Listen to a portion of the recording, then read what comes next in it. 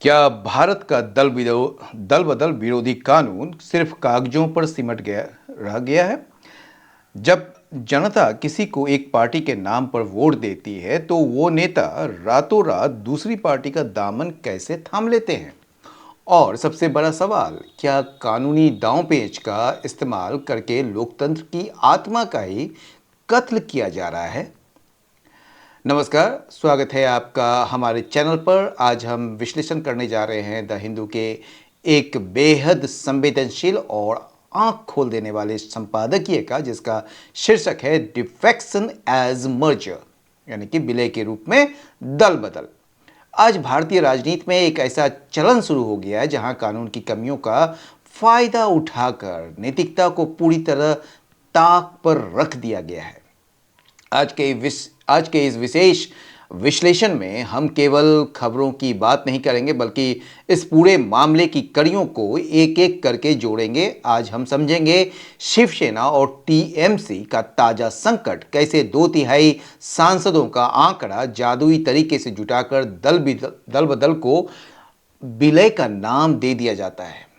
संविधान की 10वीं अनुसूची 10 शेड्यूल क्या है? यह एंटी डिफेक्शन लॉ, साल 2003 का वो ऐतिहासिक संशोधन जिसने विभाजन शब्द को कानून की किताब से हटा दिया था, और अब नेता इसका क्या नया तोड़ निकाल चुके हैं।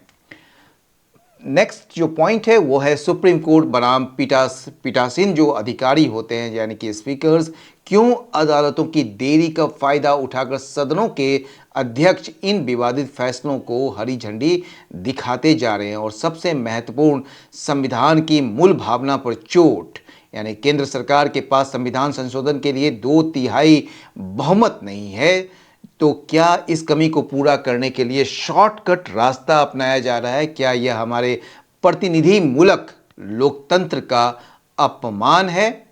और यह विश्लेषण हम हर उस नागरिक के लिए जरूरी है जो अपने वोट की कीमत समझता है। इसलिए इस वीडियो को बिना स्किप किए अंत तक जरूर देखिएगा, क्योंकि आज हम राजनीति के इस कानूनी मायाजाल को बहुत ही आसान शब्दों में डिकोड करने वाले हैं।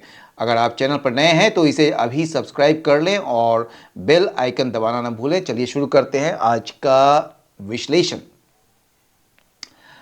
डिफेक्शन एज मर्जर, यानी कि ये जो है ये जो दल बदल जो है वो विलय के नाम पर है, और जो सब हेडलाइन है वो है 10th schedule is hollowed out. ये 10th शेड्यूल में ही एंटी डिफेक्शन लॉ की बात होती है, और इसको पूरी तरह से एकदम हॉलोड आउट, मतलब कि बेकार सा कर दिया गया है बाय अनप्रिंसिपल्ड पॉलिटिक्स। जो असैद्धांतिक जो राजनीति है ना, उसके वजह से ये पूरी तरह से हॉलोड आउट हो चुका है, बेकार हो चुका है, खत्म हो चुका है। ठीक है। There is something deeply troubling about the wave of defections sweeping India's elected representatives, members of parliament, chief among them. ठीक है, यानी कि there is something deeply troubling। ये जो है ना, कुछ जो है बहुत ही परेशान करने वाला चीज़ है। किसके बारे में? About the wave of defections. ये जो वेव ऑफ डिफेक्शन जो है, यानी कि एक तरीके से कहिए कि जो एक सिलसिला है, दल बदल के जो सिलसिला है, उसके बारे में कुछ जो है गहराई से परेशान करने वाला कुछ चीज़ है, जो कि भारत के इलेक्टेड रिप्रेजेंटेटिव्स, यानी कि भारत के निर्वाचित प्रतिनिधियों, जिनमें संसद सदस्य जो हैं, मेंबर्स ऑफ पार्लियामेंट जो है, उनमें प्रमुख हैं। ठीक है, ठीक है, उसमें बड़े पैमाने पर हो रहे ये जो दल बदल जो का सिलसिला है, ठीक है, उसके बारे में कुछ ऐसा है जो गहराई से परेशान करने वाला है। There is something deeply troubling. ठीक है, कुछ ऐसा है जो ट्रबल कर रहा है about the wave of defections. ये जो एक वेव चला है, एक सिलसिला चला है डिफेक्शंस का, दल बदल का, जो इंडिया के इलेक्टेड रिप्रेजेंटेटिव्स में पूरी तरह से देखा जा रहा है। और उनमें से जो मुख्य हैं वो है मेंबर्स ऑफ पार्लियामेंट, यानी कि एमपी। ठीक है। इन द लेटेस्ट एपिसोड, ये जो नया जो घटनाक्रम है या हाल का जो घटनाक्रम है, उसमें क्या क्या देखा गया है कि 6 शिवसेना, यानी कि उद्धव ठाकरे वाला जो दल है, उसके जो एमपीज हैं आर सिकिंग, वो प्रयास कर रहे हैं to join the Eknath Shinde faction of the Sena, यानी कि पार्टी के जो मतलब कि जो शिवसेना के जो यूबीटी जो पार्टी है उसके 6 सांसदों ने अपनी पार्टी छोड़कर एकनाथ शिंदे वाले गुट में जाने की कोशिश की है, ठीक है ना, यह कर रही है, are seeking to join, which emerged, जो उभरा है, emerged after an earlier split in the parent party. जो पेरेंट पार्टी था, यानी कि मूलभूत आप कह सकते हैं, जब शिवसेना एक समय हुआ करता था ना, उस समय मतलब कि ये जो मूल पार्टी में पहले एक विभाजन के बाद ये उभरा था ये यूबीटी, ठीक है। आगे बढ़ते हैं। This group constitute exactly 2/3 of the parties Lok Sabha strength. ये जो ग्रुप है ना, ये जो ग्रुप है आपका, ये मतलब क्या कहेंगे, मतलब आप जो ना एक अकेले जो पार्टी क्या मतलब कि ये जो ग्रुप है, यानी कि समूह जो है, ये लोकसभा में जो है ना पार्टी की ताकत का ठीक 2/3 हिस्सा है, ठीक है ना। ये कॉन्स्टिट्यूट्स है, कॉन्स्टिट्यूट मेक, ठीक है ना।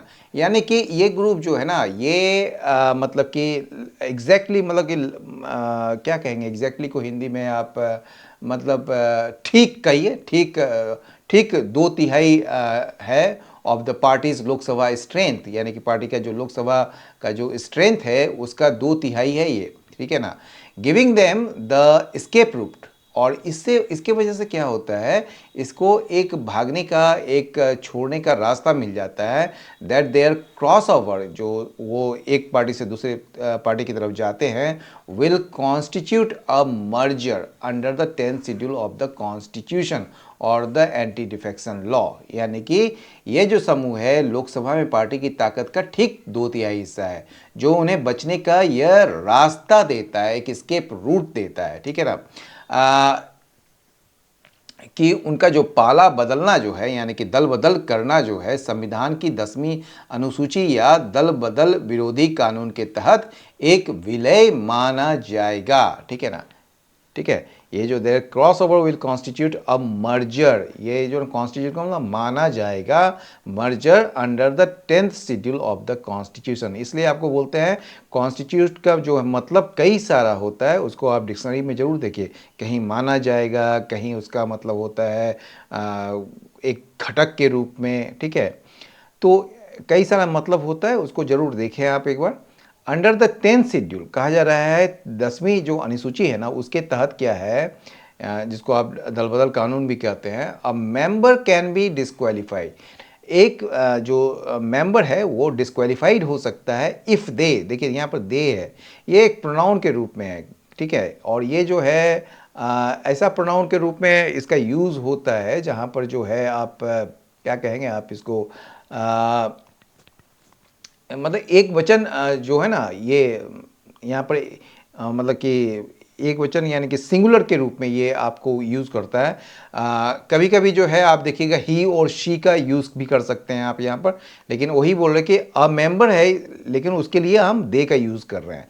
तो a member can be disqualified, एक मेंबर को डिस्क्वालीफाई किया जा सकता है, कैसे, इफ़ दे वॉलेंटरली, ठीक है ना, यदि वह जो है स्वेच्छा से रिज़ाइन करता है अपने पार्टी से, या फिर पार्टी व्हिप को, यानी कि पार्टी के जो आप कह सकते हैं जो क्या कहेंगे आप, पार्टी का जो कोई भी चीज़ मतलब कि कोई जो आदेश है उसकी अगर वो अवहेलना करता है, डिफाई करता है during a division of votes, यानी कि इन द हाउस, यानी कि हाउस में, यानी कि जो वोटों के जो विभाजन के दौरान अगर पार्टी के व्हिप यानी कि आदेश का मतलब कि वो उल्लंघन करता है, अवहेलना करता है, तो वो डिस्क्वालीफाइड किया जा सकता है, ये कहने की बात हो रही है, ठीक है। इन 2003, अब कहा जा रहा है कि 2003 में क्या हुआ था, द लॉ वॉज स्ट्रेंथन, ये जो कानून है ना उसको मजबूत मतलब कि बनाया गया था या मजबूत किया गया था, किसके द्वारा, बाय एन अमेंडमेंट के द्वारा, एक संशोधन के द्वारा, जो रिमूव कर दिया था अर्लियर स्प्लिट प्रोविजंस को। जो पहले जो है ना स्प्लिट प्रोविजन हुआ करता था, तो उसको जो है मतलब कि स्प्लिट मतलब एक तरीके से विभाजन का प्रावधान जो है उसने उसमें हटा दिया गया था, ठीक है। विच हैड अलाउड, जिसने मतलब कि अलाउ किया करता था 1/3 of the party's members to defect without penalty, ठीक है। मतलब पार्टी के जो 1/3 सदस्यों को जो है बिना किसी दंड के दल बदल करने की उसमें अनुमति दी जाती थी, ठीक है। तो ये जो है जो स्प्लिट प्रोविजन है इसको हटा दिया गया था, रिमूव कर दिया गया था, ठीक है। And retained only the merger exception, और इसमें जो है ना केवल विलय के अपवाद को बरकरार रखा गया था, ठीक है ना। अंडर विच, जिसके तहत डिस्क्वालिफिकेशन जो होगा डज नॉट अप्लाई इफ, वो जो है वो लागू नहीं होगा if 2/3 of a party's legislature agree to merge with another party. बोले कि ये जो है अपवाद, मतलब ये जो अपवाद रखा गया ना विलय का, जिसके तहत जो ये डिस्क्वालिफिकेशन जो है वो लागू नहीं होती है यदि किसी पार्टी के 2/3 जो विधायक हैं, ठीक है, दूसरी पार्टी के साथ विलय करने के लिए सहमत हो जाते हैं तो, ठीक है। इंजीनियर्ड स्प्लिट्स, अब इंजीनियर्ड का मतलब तो यहाँ पर इंजीनियर से है ही नहीं, समझ गए ना। इंजीनियर्ड जो है यहाँ पर मतलब कि कोई एक तरीके से योजनाबद्ध तरीके से या कृत्रिम रूप से जो तैयार किए गए हैं उसके बारे में है। तो योजनाबद्ध तरीके से जो विभाजन होते हैं ना वो उसको ड्रेसअप कर दिया गया है मर्जर्स के रूप में, समझ गए ना। उसको जो योजनाबद्ध तरीके या साजिश के तहत जो तैयार किए गए जो विभाजन है उसको अब विलय के रूप में पेश किया जाता है, are now dressed up as mergers, letting groups defect without inviting disqualification.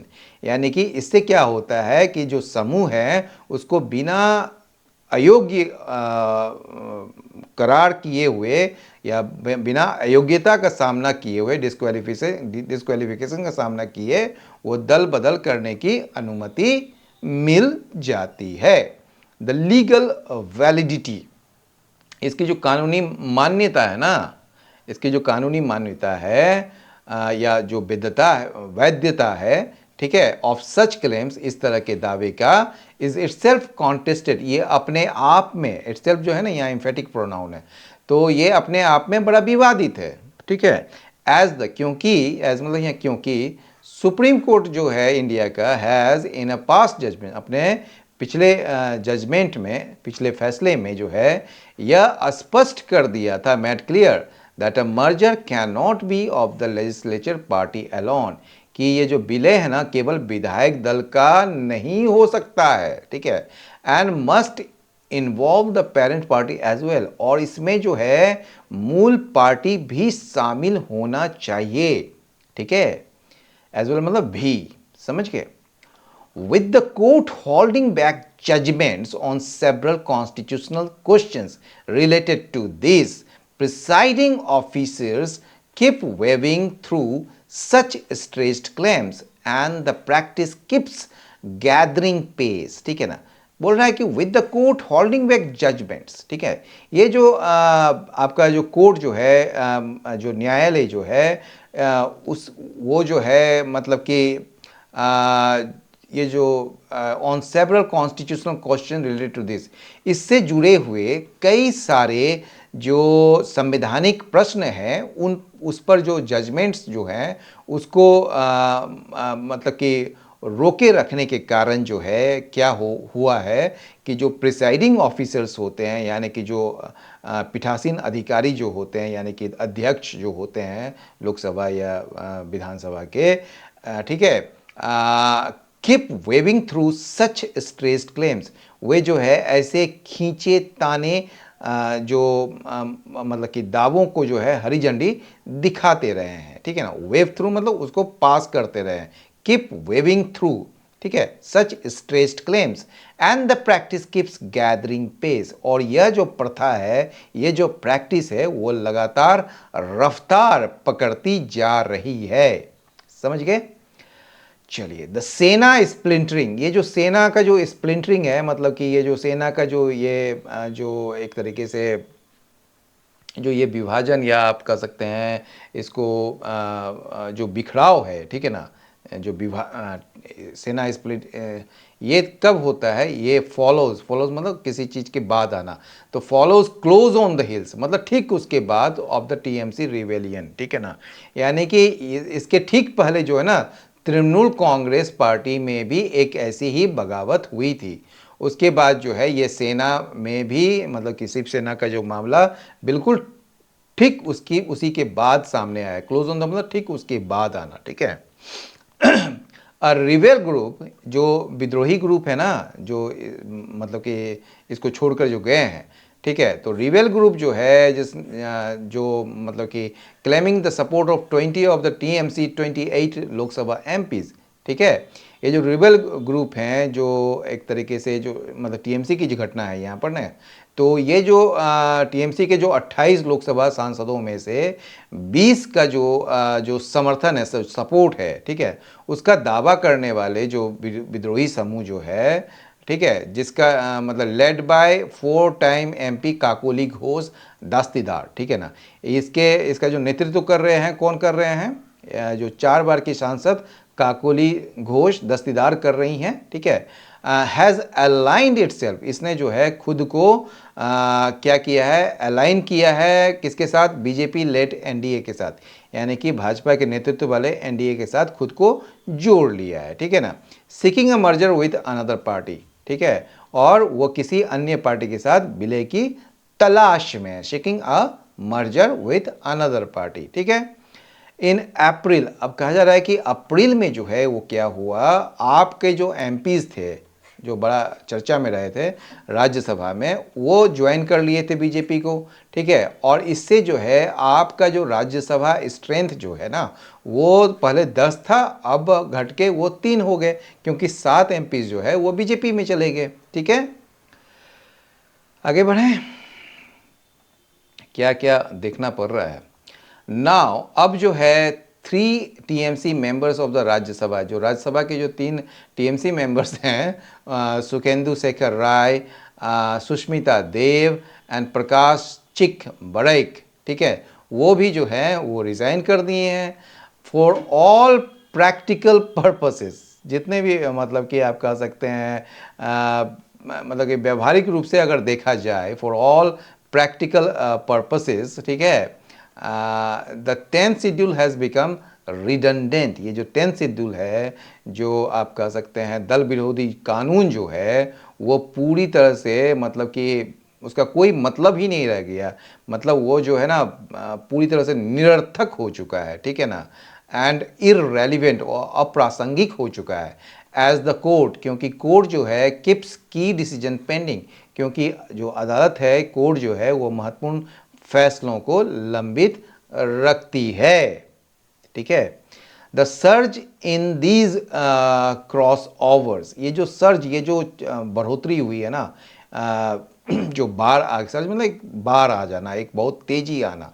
The surge in these cross over, ये जो क्रॉस ओवर्स हो रहे हैं ना, यानी कि एक दल से दूसरे दल की तरफ जा रहे हैं, तो इसमें जो बढ़ोतरी है, which has the cumulative effect, जिसका एक कुल मिलाकर एक नतीजा ये रहा है of increasing the strength of the ruling NDA, ठीक है, in the Lok Sabha and the Rajya Sabha, जिसका एक जो मतलब कुल मिलाकर नतीजा यह हो रहा है कि जो सत्ताधारी जो एनडीए है, ठीक है, जो सत्ताधारी एनडीए जो है लोकसभा में और राज्यसभा में भी, ठीक है ना, उसका जो है ना उसकी संख्या बढ़ती जा रही है, ठीक है, उसका जो स्ट्रेंथ है वो बढ़ती जा रही है। और यह सर्ज जो है यहाँ पर आपका मेन वर्ब ये है, ये प्रश्न उठाती है, ये सवाल खड़ा करती है बियॉन्ड टेक्निकलिटीज़, यानी कि ये सवाल खड़ा करती है कि यह मामला सिर्फ कानून के तकनीकी नियमों का नहीं है, बल्कि इससे कहीं बड़े नैतिक और लोकतांत्रिक सवालों का है, ठीक है। एट प्रेजेंट बोल रहा है कि वर्तमान में जो है वो क्या किया गया है कि the NDA does not have the 2/3 majority, यानी कि वर्तमान में जो है एनडीए के पास जो है ना वो 2/3 मेजोरिटी नहीं है पार्लियामेंट में। जो ज़रूरत है विच इज़ नीडेड, ये नीडेड जो है ना रिड्यूस्ड एक तरीके से पार्टिसिपल है, नीडेड इसका मतलब which is needed to pass constitutional amendments, ठीक है, जो जरूरी है संवैधानिक संशोधनों को पारित करने के लिए ये आवश्यक है। ठीक है, द थ्रेशोल्ड ऑफ 2/3, ये जो थ्रेशोल्ड है यानी कि जो सीमा है ना 2/3 का कॉन्स्टिट्यूशनल अमेंडमेंट्स के लिए इज केप्ट हाई, इसको ऊंचा रखा गया, इसको क्या कहेंगे, ऊंचा रखा गया है। किस लिए? टू इंश्योर, ताकि ये सुनिश्चित किया जा सके वाइड पॉलिटिकल कॉन्सेंसस का। ठीक है ना, एक मतलब कि क्या कहेंगे आप, 2/3 की सीमा को जो है ना यह सुनिश्चित करने के लिए ऊंचा रखा गया है कि एक व्यापक राजनीतिक आम सहमति बनी रहे। ठीक है, इसके लिए जो है ये थ्रेशोल्ड जो है वो 2/3 का रखा गया है कॉन्स्टिट्यूशनल अमेंडमेंट्स करने के लिए। बाईपासिंग दैट इंटेंट, बाईपासिंग मतलब दरकिनार करना, और इस मंशा को दरकिनार करना थ्रू डिफेक्शंस, यानी कि डिफेक्शंस के थ्रू या उसके माध्यम से whatever name they go by. ठीक है ना, जो कुछ भी नाम मतलब कि क्या कहेंगे, चाहे वो किसी भी नाम से जाने जाएं, whatever name they go by, ठीक है, इज एन एफ्रंट, ये बिल्कुल क्या कहेंगे, एक सरासर अपमान है टू रिप्रेजेंटेटिव डेमोक्रेसी के लिए and the spirit of the constitution के लिए, यानी कि संविधान की भावना का और प्रतिनिधि मूलक लोकतंत्र का जो है वो सरासर अपमान है। ठीक है, तो इस विश्लेषण से एक बात बिल्कुल साफ है कि कानून चाहे कितना भी मजबूत क्यों न बना दी जाए, अगर राजनीतिक इच्छा शक्ति में नैतिकता की कमी होगी तो चोर दरवाजे हमेशा ढूंढ लिए जाएंगे। संविधान निर्माताओं ने 2/3 बहुमत की शर्त इसलिए रखी कि ताकि देश में कोई भी बड़ा बदलाव आम सहमति से हो, न कि जोड़ तोड़ और दल बदल की वैशाखियों के सहारे। अगर जनता के वोट की कीमत इसी तरह कानूनी तकनीकी बारीकियां यानी कि टेक्निकलिटीज में उलझ कर रह गई तो आने वाले समय में आम नागरिक का इस लोकतांत्रिक व्यवस्था से भरोसा उठ जाएगा। अब इस पूरे मुद्दे पर आपकी क्या राय है? क्या आपको लगता है कि सुप्रीम कोर्ट को इस मामले में तुरंत दखल देना चाहिए और एंटी डिफेक्शन लॉ को और सख्त बनाना चाहिए, या फिर आपको लगता है कि राजनीति में यह सब जायज है? अपनी राय नीचे कमेंट बॉक्स में जरूर शेयर करें। आपके कमेंट्स हमारे इस विमर्श को और समृद्ध बनाते हैं। अगर आपको आज का यह एनालिसिस और द हिंदू संपादकीय का यह आसान विश्लेषण पसंद आया हो तो इस वीडियो को एक लाइक जरूर दीजिएगा। अपने उन दोस्तों और परिवार के सदस्यों के साथ इसे शेयर करें जो देश की राजनीति और संविधान में रुचि रखते हैं। अगर आपने अभी तक हमारे चैनल को सब्सक्राइब नहीं किया है तो ऐसे ही ज्ञानवर्धक और निष्पक्ष विश्लेषण के लिए अभी सब्सक्राइब बटन को दबाएं और बेल आइकन को ऑल पर सेट कर दें। स्क्रीन पर आ रही हमारी जो अगली वीडियो को देखना न भूलें, जो कल सुबह आएगी, जहां हम ऐसे ही एक और महत्वपूर्ण राष्ट्रीय मुद्दे का विश्लेषण करेंगे। आज के सफ़र में मेरे साथ जुड़ने के लिए बहुत बहुत धन्यवाद। मिलते हैं अगले वीडियो में, तब तक के लिए पढ़ते रहिए, जागरूक रहिए। लेकिन जाने से पहले मैं आपको ये कह दूं कि वर्ड्स जो है आप टेलीग्राम चैनल पर तो नहीं, लेकिन व्हाट्सएप में मैं आपको मैं वर्ड्स करवा ही देता हूँ। थोड़ा सा वक्त लगेगा। टेलीग्राम चैनल तो बंद है ना, इसलिए डिफेक्शन कह रहे हैं कि दल बदल, पार्टी छोड़ना, ठीक है, डिजर्सन, बिट्रेयल या फिर अबेंडनमेंट, इसका एंड हो जाएगा लॉयल्टी, एडहेरेंस या एलिजियंस। मर्जर का जो मतलब होता है विलय, एकीकरण, कंसोलिडेशन या फिर एमलगेमेशन या यूनियन, एंड हो जाएगा सेपरेशन, डिवीजन या स्प्लिट। ट्रबलिंग का मतलब चिंताजनक, परेशान करने वाला, कंसर्निंग, डिस्ट्रेसिंग या अलार्मिंग, एंड हो जाएगा रीएश्योरिंग, कंफर्टिंग या प्लीजिंग। फैक्शन का जो मतलब होता है गुट या धरा, सेक्ट, विंग या स्प्लिंटर ग्रुप, एंड हो जाएगा इंटायरिटी या होल या यूनिटी। कॉन्स्टिट्यूट का मतलब गठित करना या मानना, जो भी कर सकते हैं आप यहाँ पर, डिक्शनरी जरूर देखें इसके लिए। कंपोज, फॉर्म या एस्टेब्लिश, एंड हो जाएगा डिसॉल्व, डिस्ट्रॉय या रूइन। व्हिप का जो मतलब होता है आधिकारिक आदेश, जो जिसको कह सकते हैं डायरेक्टिव, मैंडेट या ऑर्डर, एंड हो जाएगा फ्रीडम, लिबर्टी या डिस्क्रिशन। डिफाई का मतलब अवहेलना करना, डिजॉवे, फ्लॉट या फिर रेसिस्ट, एंड हो जाएगा ऑबे, कंप्लाई या फिर यील्ड। इंजीनियर का मतलब योजनाबद्ध तरीके से या साजिश करके, मैनिपुलेटेड, ऑर्केस्ट्रेटेड या फिर प्लान्ड। एंटो हो जाएगा स्पॉन्टेनियस, नेचुरल या फिर अनप्लान्ड। कॉन्टेस्ट मतलब विवादित होता है, डिस्प्यूटेड, डिबेटेड या कॉन्टेंसस। एंट हो जाएगा एग्रीड, अनकॉन्टेस्टेड या सर्टेन। रिडंडेंट मतलब अनावश्यक, निरर्थक, सुपरफ्लुअस, अननेसेसरी या यूजलेस।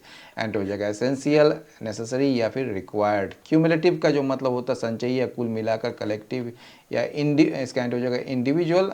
इसका और साइनो है एग्रीगेट या एक्यूमुलेटिव। एंटो हो जाएगा डिक्रीजिंग या फिर डिमिनिशिंग। थ्रेशोल्ड का मतलब सीमा, दहलीज, लिमिट, बाउंड्री या ब्रेक। एंड हो जाएगा कोर, इंटीरियर या फिर सेंटर। बाईपासिंग मतलब दरकिनार करना, नज़रअंदाज करना। सरकमवेंटिंग, अवॉइडिंग या फिर साइड स्टेपिंग। एंड हो जाएगा फेसिंग, एक्सेप्टिंग या फॉलोइंग। एफ्रंट का जो मतलब होता है घोर अपमान, ठीक है, इंसल्ट, ऑफेंस या स्लर। एंड हो जाएगा कॉम्प्लीमेंट या प्रेज या रिस्पेक्ट। इडियम फ्रेजेस भी देख लीजिए। Close on the hills of मतलब किसी घटना के ठीक बाद होना, यानी सेना splinting follows close on the hills of the TMC rebellion. TMC में जो विद्रोह हुआ ना उसके तुरंत बाद जो है सेना में मतलब कि बिखराव हुआ। ड्रेसअप का मतलब किसी चीज़ को असली रूप छिपाकर दूसरे रूप में पेश करना, ठीक है ना, दिखावा करना। तो इंजीनियर्ड स्प्लिट्स जो है ना वो ड्रेसअप किया जाता है, पेश किया जाता है मर्जर्स के रूप में, ताकि डिस्क्वालिफिकेशन से बचा जा सके। फॉर ऑल कहाँ चला गया, फॉर ऑल प्रैक्टिकल पर्पस मतलब व्यवहारिक रूप से देखा जाए तो या वास्तविक में, for all practical purpose the anti defection law has become redundant. यह बिल्कुल निरर्थक हो चुका है, बेकार हो चुका है। वेब थ्रू का मतलब होता है पास कर देना, किसी बिना जांच पड़ताल के हरी झंडी दे देना। प्रिसाइडिंग ऑफिसर्स जो है वो keep waving through such stress claims of party mergers. ये जो बिना गहन जांच के जो है पार्टी विलय के ऐसे कमज़ोर दावों को हरी झंडी दिखाते रहे हैं या उसको पास करते रहे हैं। गैदर पेस का जो मतलब होता है रफ्तार पकड़ना है, तेज़ी से आगे बढ़ना। With no intervention from the court, court से कोई भी हस्तक्षेप ना होने से जो है प्रैक्टिस ऑफ डिफेक्शन जो है वो उसका रफ्तार पकड़ रहा है या पकड़ती जा रही है। गो बाय का मतलब किसी विशेष नाम से जाना जाना, टू बी नॉन और कॉल्ड बाय पर्टिकुलर नेम। तो bypassing the law through defection, defection के थ्रू जो है, ठीक है, कानून को दरकिनार करना जो है, ठीक है, whatever name they go by, जो कुछ भी नाम जो है आप उसको पुकारे हैं वो बिल्कुल गलत है। होल्ड बैक का मतलब रोके रखना। तो सुप्रीम कोर्ट इज जो है वो क्या है, holding back judgments on several key constitutional questions, यानी कई सारे जो महत्वपूर्ण संवैधानिक जो प्रश्न है उस पर अपने फैसलों को रोक रखा है। तो फिर कल मिलते हैं, तो इजाज़त दीजिए। जय हिंद।